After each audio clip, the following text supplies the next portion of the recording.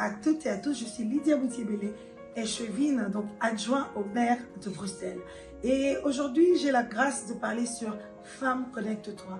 Connecte-toi d'abord à la réalité de ta vie, à qui tu es. Connecte-toi à ta famille, à tes amis. Connecte-toi à ton église, connecte-toi à ton Dieu. Je parle de ça parce que je suis la fille d'un pasteur. Je suis née dans l'église, j'ai grandi dans l'église et je mourrai dans l'église. J'ai eu une histoire assez difficile parce que au départ, j'ai fini mes études très bien, sans problème.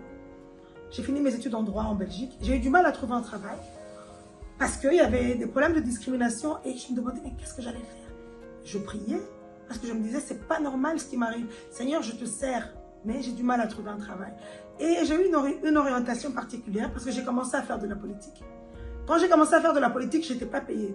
J'ai d'abord été comme bénévole dans un parti politique et là, on m'a engagée. Quand on m'a engagée, c'était juste pour travailler, sans plus, pas pour être une femme politique moi-même. J'ai commencé gratuitement, j'ai servi gratuitement et puis finalement, on m'a engagée. J'ai travaillé dans un cabinet politique et quand ils ont vu le travail que je faisais, on m'a demandé de me présenter sur les listes pour devenir moi-même une femme politique.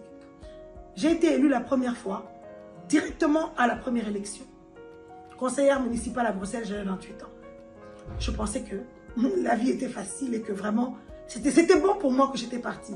Mais en fait, c'est à partir de cette élection que je suis passée par l'épreuve. Des élections avec échec, je ne suis pas réélue.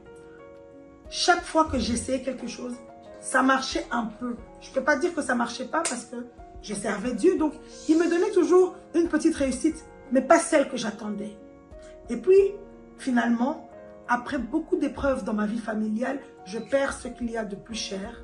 En 7 mois, je perds mon père, ma mère, ma soeur. J'ai l'impression en fait que Dieu m'a oublié. J'ai l'impression que malgré qu'on était une famille de serviteurs de Dieu, Dieu nous avait oubliés. Dieu avait oublié qu'on existait. Mais quelque part, malgré ça, je me disais, même si Dieu m'a oublié, même si j'ai l'impression que Dieu m'a oublié, c'est pas possible qu'il m'a oublié. Je regardais tous les bienfaits qu'il a fait pour moi. Et j'ai continué quand même malgré ça. Vous savez, ma maman est morte pendant le Covid. Qu'est-ce qu'on a fait avec mes frères pendant plus de 6 mois? On a fait des lives. Chaque vendredi, on faisait un live de louange parce qu'on s'était dit que notre restauration, on allait la trouver dans le service de Dieu. Parfois, ce n'était pas facile de dire aux gens, adore ton Dieu, alors que je savais que je venais de perdre ma mère et qu'un mois après ma soeur mourait. Mais Dieu nous avait donné une instruction claire qu'on devait continuer à le louer. Et quand on finit cette série de live et qu'on déconfine et que la vie s'ouvre petit à petit, Dieu me fait une très belle surprise. Il me permet d'avoir un niveau de mandat que je n'espérais même pas avoir. Il y a une personne qui démissionne pour que moi je puisse occuper sa place. Donc parfois Dieu permet que certaines personnes partent pour que vous puissiez occuper la place qu'il vous avait réservée. Et c'est comme ça que je suis devenue échevine et adjoint au maire en fait, à la ville de Bruxelles. Parce que Dieu m'a ouvert une porte que je pensais fermée. Mais en fait, c'est lui qui brise les verrous de fer et les portes d'airain pour nous permettre d'entrer dans notre bénédiction. Alors qu'est-ce que je peux vous dire aujourd'hui? C'est de se connecter à Dieu plus que tout.